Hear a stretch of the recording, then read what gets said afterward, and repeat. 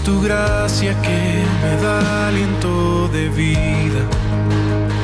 En ti vivimos, nos movemos y existimos por orden de tu voz.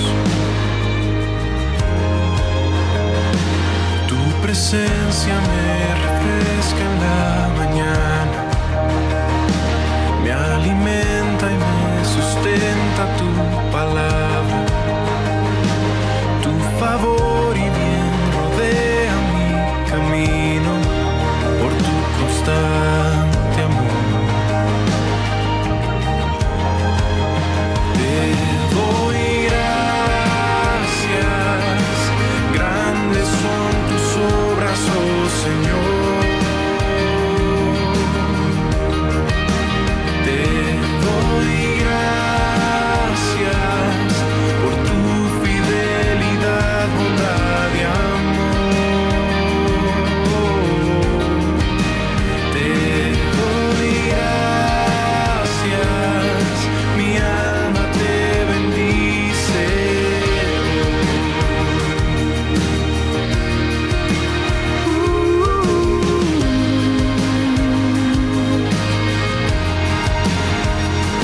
Tú demuestras que me amas y me cuidas y me suples siempre el pan de cada día. Nada bueno tú retienes a tus hijos, eres mi proveedor. Al oscurecer cuando llega la noche, tú me libras de ansiedades y temores. Es tu mano mi refugio y mi descanso, eres mi guardador.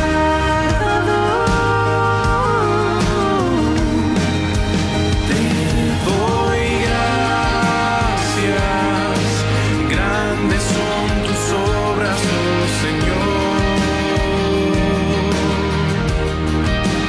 Te doy gracias por tu fidelidad, bondad y amor. Te doy gracias, grandes son tus obras, oh Señor. Te doy gracias, mi alma te bendice.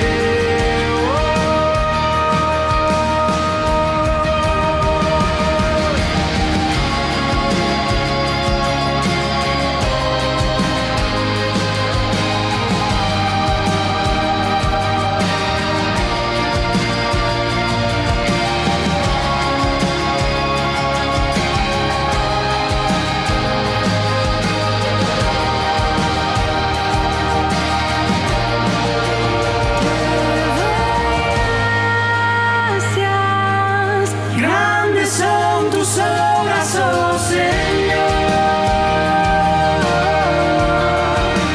Te doy gracias por tu fidelidad, bondad y amor. Te doy gracias, grandes son tus obras, oh Señor. Te doy gracias, mi alma te bendice.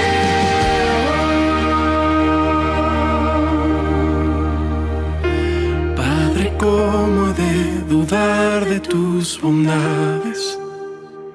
Si a tu Hijo unigénito entregaste, me has llamado por mi nombre y me salvaste.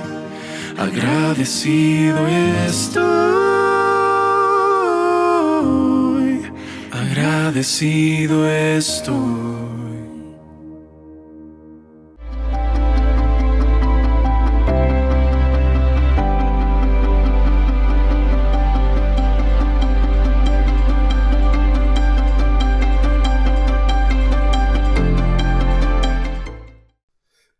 abrazo fraterno a cada uno de ustedes, amigos que nos ven a través de estas plataformas. Es un gran privilegio poder estar juntos y aprender de las Escrituras. Y bueno, hoy hablaremos sobre los versos 13 y 14 del Evangelio de Mateo capítulo 7. Leamos. Entrad por la puerta estrecha, porque ancha es la puerta y espacioso el camino que lleva a la perdición, y muchos son los que entran por ella, porque estrecha es la puerta y angosto el camino que lleva a la vida, y pocos son los que la hallan. La notable y sorprendente afirmación de los versos 13 y 14, desde cualquier punto de vista que se juzgue, oigan, es importantísima y es vital. Podemos decir sin temor a equivocarnos que nuestro Señor ha concluido realmente el sermón como tal y que de ahora en adelante lo que hace es redondearlo, aplicarlo, hacer ver a sus oyentes la importancia y necesidad de practicarlo y cumplirlo en la vida diaria. Hemos visto en estas semanas que la sección del sermón que ocupa el capítulo 7 tiene una unidad esencial, un tema común. ¿Y cuál es? El del juicio.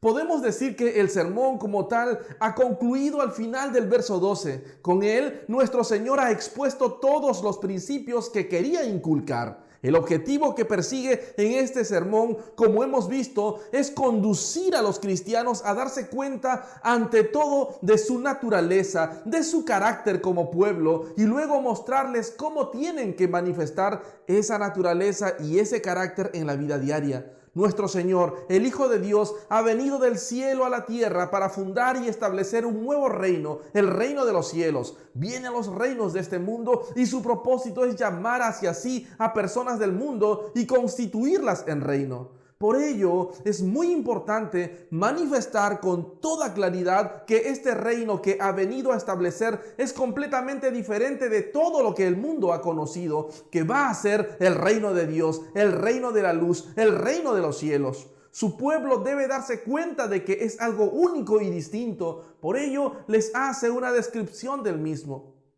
Hemos estado trazando esa descripción en este tiempo. Hemos examinado el retrato general que hace del cristiano en las bienaventuranzas. Jesús les va a decir a este pueblo que precisamente por ser esa clase de personas, el mundo reaccionará de una forma especial respecto a ellas. Probablemente el mundo los despreciará y los perseguirá. Sin embargo, les dice Jesús que no tienen que apartarse del mundo para convertirse en monjes o ermitaños. Tienen que permanecer en la sociedad como sal y luz. Tienen que guardar a la sociedad de la putrefacción y de la descomposición. Y tienen que ser su luz, esa luz sin la cual el mundo permanece en un estado de tinieblas absolutas.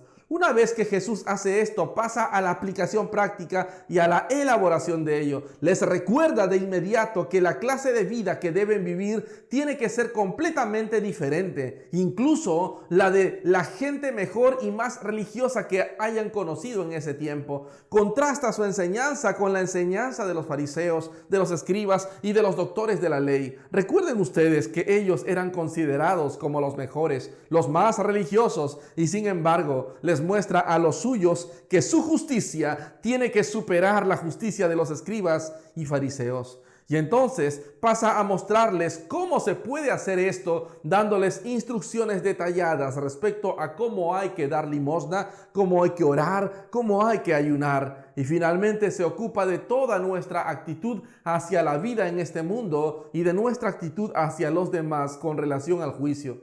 Jesús deja establecidas todos estos principios.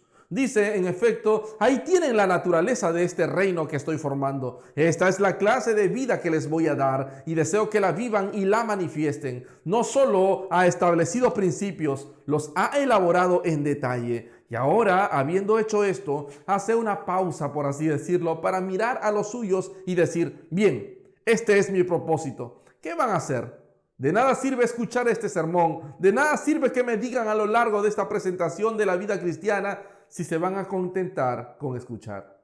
¿Qué van a hacer? Pasa, en otras palabras, a la exhortación, a la aplicación. Una vez más, se nos recuerda que el método de nuestro Señor debe ser siempre la norma y ejemplo de toda predicación. No hay verdadera predicación si no se aplica el mensaje y la verdad que contiene. No hay verdadera exposición de la Biblia si se contenta con explicar un pasaje y luego no se aplica. La verdad hay que incorporarla a la vida y tiene que ser vivida. La exhortación y aplicación son partes esenciales de la predicación. Vemos cómo nuestro Señor hace precisamente esto aquí. El resto del capítulo 7 es una aplicación del mensaje del Sermón del Monte para aquellos que lo oyeron por primera vez y para todos los que en todos los tiempos pretendemos ser cristianos. Entonces, ahora pasa a poner a prueba a sus oyentes. Dice, de hecho, he terminado el sermón. Ahora de inmediato se deben preguntar, ¿qué voy a hacer? ¿Cuál es mi reacción?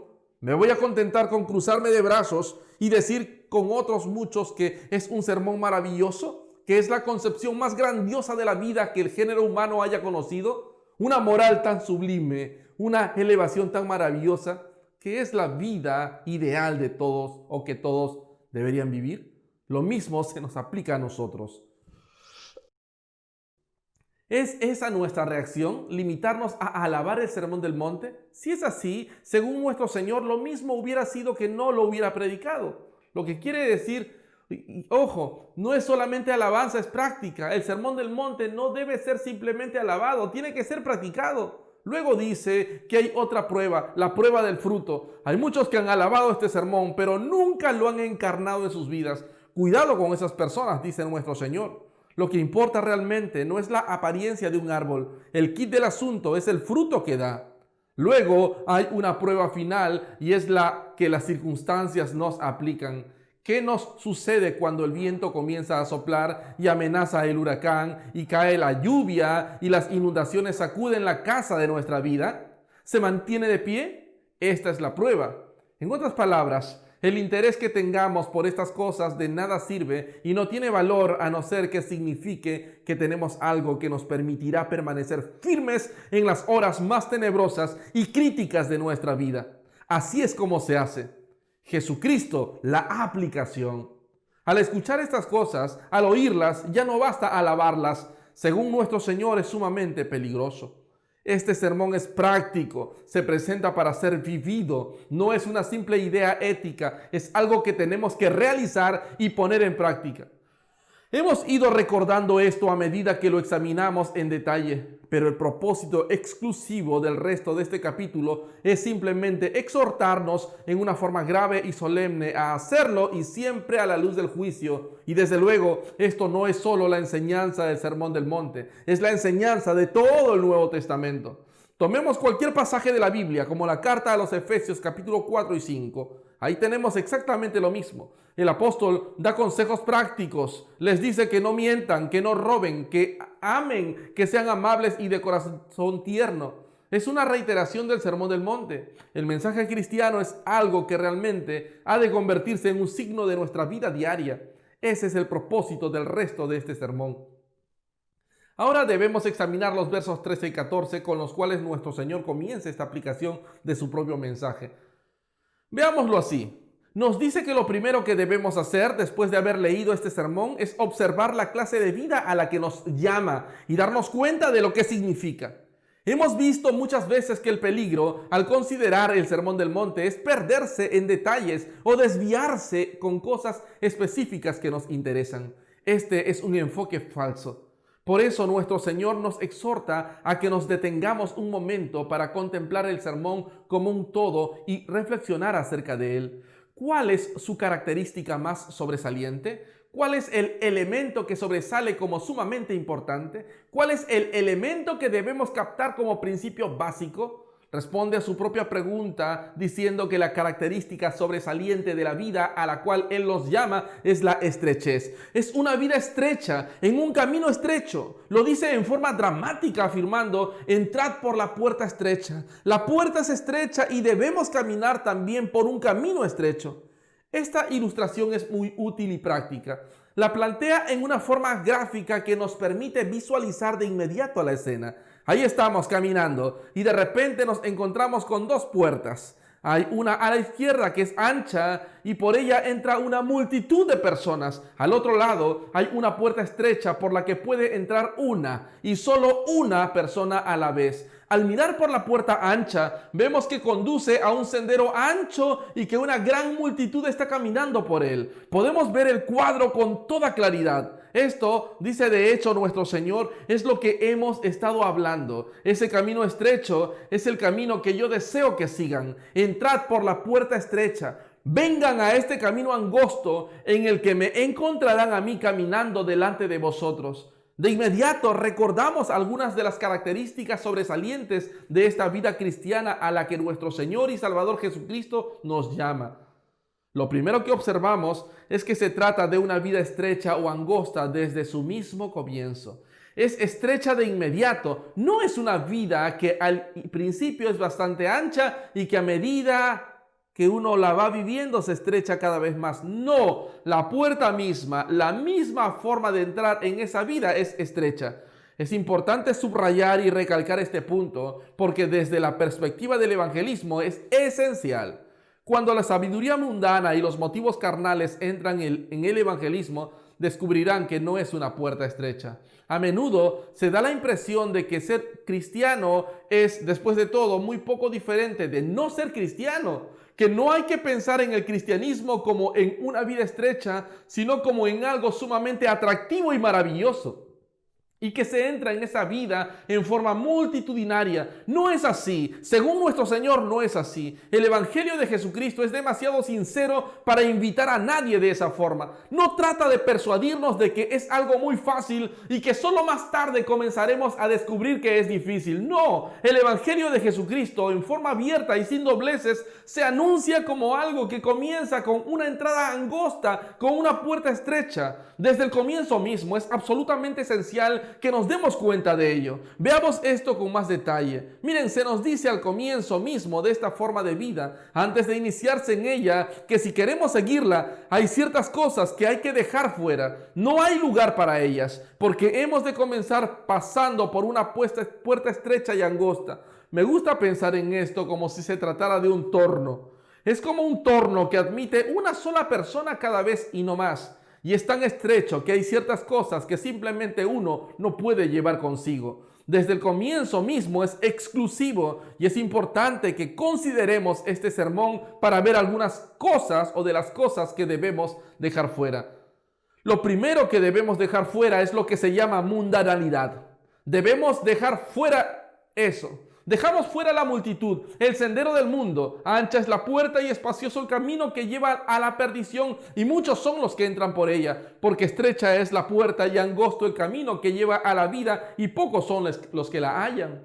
Hay que comenzar dándose cuenta de que al hacerse cristiano se convierte uno en algo excepcional y poco frecuente. Rompe uno con el mundo, con la multitud y con la inmensa mayoría de la gente. Es inevitable. Es importante que lo sepamos. La forma cristiana de vivir no es popular. Nunca ha sido popular y no lo es ahora. Es poco frecuente, excepcional, extraña y diferente. Por otro lado, el pasar en masa por la puerta ancha y el andar por el sendero espacioso es lo que todo el mundo parece hacer. Uno, en forma voluntaria, se sale de la multitud y se abre camino hacia esa puerta estrecha y angosta, solo.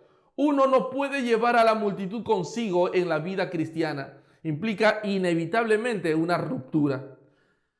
Quizás se podría presentar mejor esto subrayando que es algo que resulta siempre intensamente personal. Nada, después de todo, es más difícil en esta vida que darse cuenta de que todos somos personas individuales.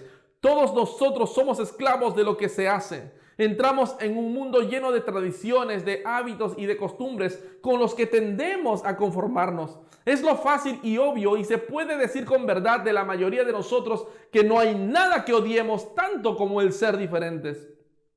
Hay desde luego excepciones. Hay quienes por naturaleza son excéntricos y otros que simulan la excentricidad. Pero es cierto, en la mayoría de los casos, que nos gusta ser como los demás. Así son los niños. Quieren que sus padres sean como los otros padres. No quieren nada diferente. Sorprende observar cómo las personas por instinto tienden a conformarse en cuanto a las costumbres, hábitos y conducta, y de hecho a veces resulta incluso divertido. Se oye a algunas personas objetar en contra de la tendencia que tiene la legislación moderna a regimentarlo o arreglarlo todo. Objetan contra esto con vigor porque creen en el individualismo y la libertad. Sin embargo, ellos mismos a menudo no son sino representantes típicos de este grupo particular en el cual han sido educados o al cual les gusta pertenecer. Uno puede casi de inmediato decir a qué escuela o universidad han asistido. Se conforman con las normas. Todos tendemos a hacer esto con el resultado de que una de las cosas más difíciles con las que muchos tienen que enfrentarse cuando se hacen cristianos es el pensar que eso los va a hacer diferentes y excepcionales. Pero así ha de suceder. En otras palabras, una de las primeras cosas que le sucede a la persona que escucha el mensaje del Evangelio de Cristo es que se dice a sí mismo: bueno, sea lo que fuere, lo que suceda a la mayoría, yo tengo alma y soy responsable de mi propia vida. Cada uno llevará su propia carga. En consecuencia, cuando el hombre se hace cristiano, comienza a verse como algo separado en este gran mundo. Antes había perdido la individualidad e identidad en medio de la gran multitud de personas a las cuales pertenecía, pero ahora se queda solo. Ha estado viviendo intensamente con la multitud, pero de repente se detiene. Este es siempre el primer paso para llegar a ser cristiano, y se da cuenta además que si ha de salvar su alma, su destino eterno, no solo debe detenerse por un momento en medio del oleaje de esa multitud, sino que debe separarse de la misma. Quizá le resulte difícil esa separación, pero debe hacerlo. Y en tanto que la mayoría sigue en una dirección, él debe ir en otra. Abandona la multitud. Uno no puede hacer eso para pasar a una multitud por un torno, ya que solo acepta a una persona por vez. Le hace al hombre caer en la cuenta de que es un ser responsable delante de Dios, su juez eterno. La puerta estrecha y angosta me conduce al juicio, a situarme cara a cara frente a Dios, a enfrentarme con la cuestión de la vida y de mi ser personal, de mi alma y de su destino eterno. Pero no solo he de abandonar la multitud, el mundo y el jolgorio de afuera. Es todavía más difícil, todavía más estrecho y angosto, darse cuenta de que es de abandonar el camino del mundo. Todos conocemos esto en la práctica y en nuestra vida cristiana. Una cosa es dejar la multitud, pero otra muy diferente es dejar el camino de la multitud. La falacia final y definitiva del monasticismo es esta. El monasticismo en realidad se basa en la idea de que si deja uno a la gente, deja el espíritu del mundo. Pero no es así. Se puede dejar el mundo en un sentido físico, se puede alejar uno de la multitud y de la gente, pero ahí en la solitaria celda el espíritu del mundo puede seguir con uno. También ocurre así respecto a la vida cristiana. Hay personas que se han apartado del grupo al cual pertenecían y sin embargo uno encuentra que siguen en ella. El espíritu de mundanalidad que incluso puede resultar evidente en su misma apariencia externa. No han abandonado el espíritu del mundo y el camino del mundo no lo han dejado, pero debemos hacerlo. El vivir la vida del mundo, el seguir el camino del mundo, en un marco diferente, no nos hace cristianos. En otras palabras, debemos dejar al otro lado de la puerta las cosas que agradan al mundo. Esto no se puede evitar. Basta leer el Sermón del Monte para llegar a la conclusión de que las cosas que pertenecen a nuestra naturaleza no regenerada y que agradan a esa naturaleza deben dejarse fuera de esa puerta estrecha. Esto se puede ilustrar. Recordemos que hemos oído en este sermón que debemos dominar el espíritu que exige ojo por ojo y diente por diente, que no debemos resistir el mal. A cualquiera que te hiere en la mejilla derecha, vuélvele también la otra. Estas cosas no se hacen por instinto, no nos salen espontáneamente y no nos gustan. Al que quiera quitarte la túnica, déjale también la capa. A cualquiera que te obligue a llevar carga por 1 milla, ve con él 2. Oísteis que fue dicho: amarás a tu prójimo y aborrecerás a tu enemigo. Pero yo os digo: amad a vuestros enemigos, bendecid a los que os maldicen, haced bien a los que os aborrecen y orad por los que os ultrajan y os persiguen. No obedecemos estos mandatos instintivamente. Lo instintivo es devolver el golpe, defender nuestros derechos, amar a los que nos aman y odiar a los que nos odian. Pero nuestro Señor nos ha dicho que si queremos ser discípulos suyos, y vivir en su reino, debemos dejar fuera lo depravado, lo instintivo, lo mundano, las cosas que le gustan a nuestra naturaleza caída y que esa naturaleza hace. No hay lugar para tales cosas. Debemos darnos cuenta al comenzar que esa clase de equipaje no puede entrar con nosotros. Nuestro Señor nos pone sobre aviso en contra del peligro de una salvación fácil, en contra de la tendencia a decir, ven a Cristo tal como eres y todo resultará bien. No, el Evangelio nos dice al comienzo que va a ser difícil. Significa una ruptura radical con el mundo. Es una clase de vida completamente diferente. De modo que dejamos fuera no solo el mundo, sino también el camino del mundo. Sí, pero hay algo todavía más estrecho y más angosto. Si realmente deseamos entrar en esta forma de vida, tenemos que dejar fuera nuestro yo.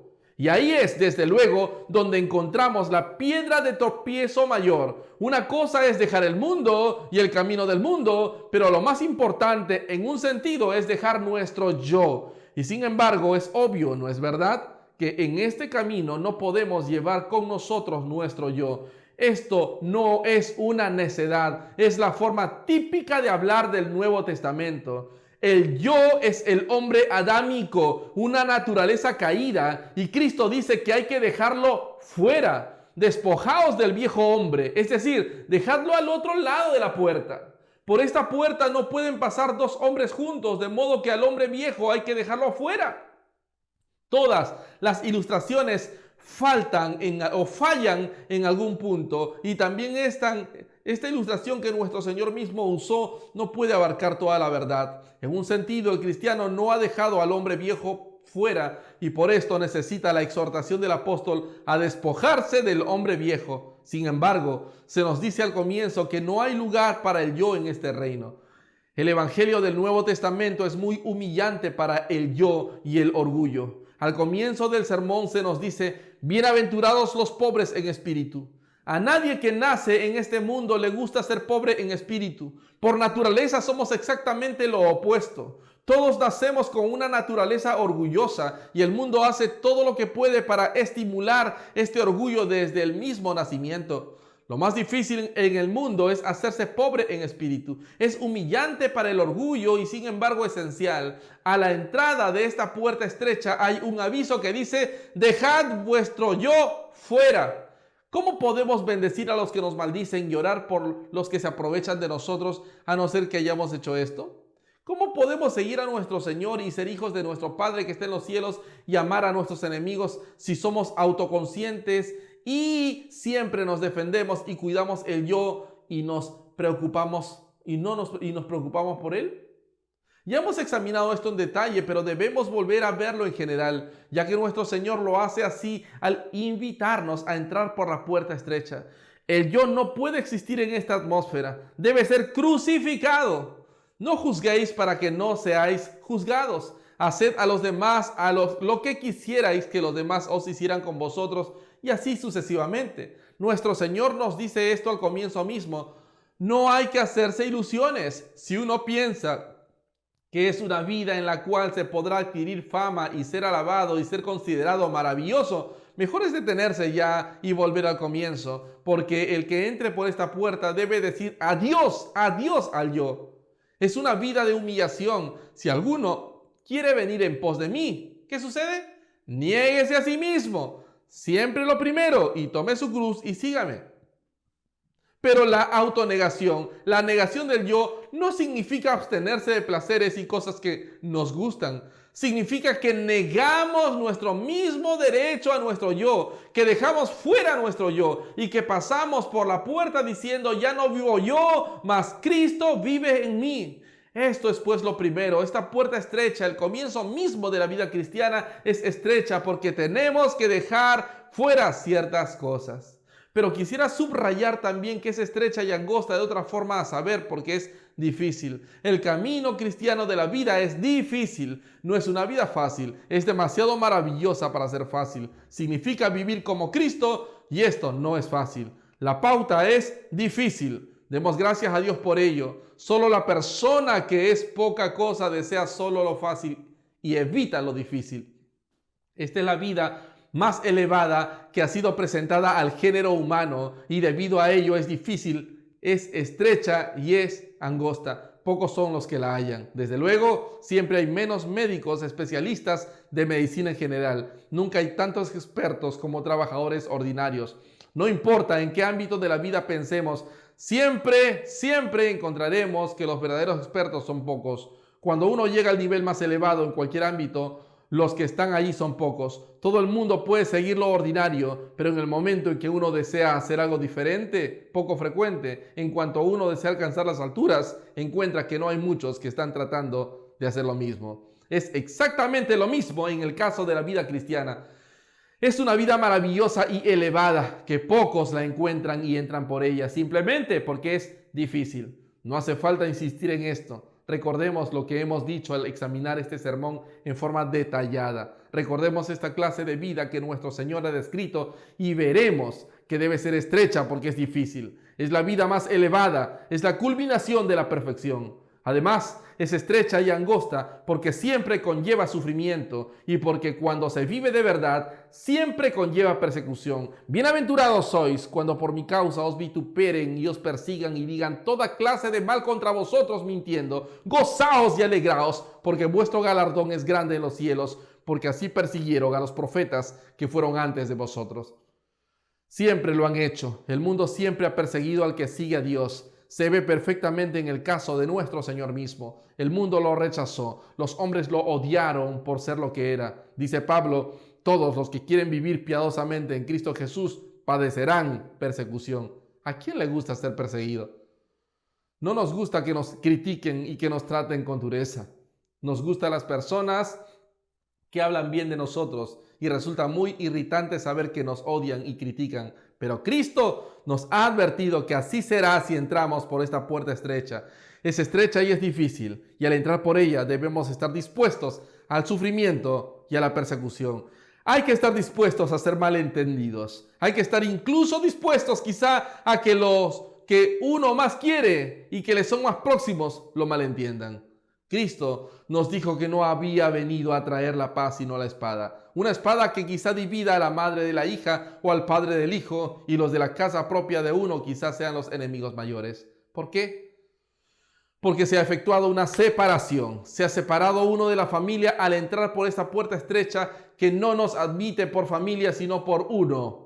Es muy difícil, muy duro, pero el Señor Jesucristo es sincero con nosotros y aunque no viéramos ninguna otra cosa, Dios nos conceda que podamos comprender la sinceridad y honestidad de este evangelio que nos dice al comienzo mismo que quizá tengamos que separarnos del esposo o de la esposa para poder seguir a Cristo. No se nos pide que nos separemos de hecho, sino espiritualmente, pero solo se puede entrar uno por uno, porque la puerta es estrecha y angosta.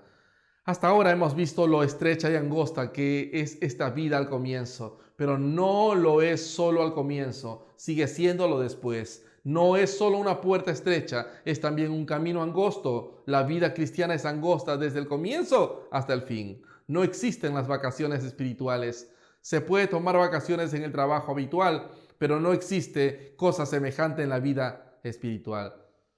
Siempre es angosta, de la misma forma que comienza, continúa. Es una batalla de la fe, siempre hasta el final. Es camino angosto y a ambos lados hay enemigos. Están a lo largo de la ruta hasta el fin. Las cosas que nos oprimen y las personas que nos atacan. Nadie tendrá una vida fácil en este mundo y en esta vida. Y Cristo nos dice esto al comienzo. Si alguien tuviera la idea de que la vida cristiana va a ser difícil al comienzo para luego volverse bastante fácil, tiene una idea completamente falsa de la enseñanza del Nuevo Testamento. Es siempre angosta, habrá enemigos y adversarios que nos ataquen hasta el último minuto.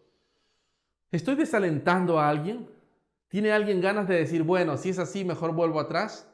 Les recordaría antes de decidirse que se nos dice algo acerca del final hacia donde conduce este camino, pero aparte de esto. ¿Acaso no es lo más maravilloso continuar siguiéndolo? De todos modos, no nos hagamos ilusiones. La lucha contra los principados y poderes, contra las tinieblas de este mundo y las huestes espirituales de maldad en las regiones celestes prosiguen mientras hombres siguen en esta vida y en este mundo. En el camino de la vida habrá tentaciones sutiles y habrá que vigilar y estar alertos desde el principio hasta el fin. Nunca podrá uno descansar, siempre habrá que tener cuidado, siempre habrá que mirar con diligencia, como Pablo lo dijo, habrá que vigilar todos los pasos que se dan. Es un camino angosto y así comienza y así continúa. Estas son pues las cosas que tenemos que tener presentes al contemplar este sermón como un todo. No darse cuenta de ellas al comienzo mismo es sumamente peligroso, además de ser antibíblico. Separar el perdón de los pecados y el resto de la vida cristiana y considerarla como si lo primero bastara es evidentemente herético, una herejía.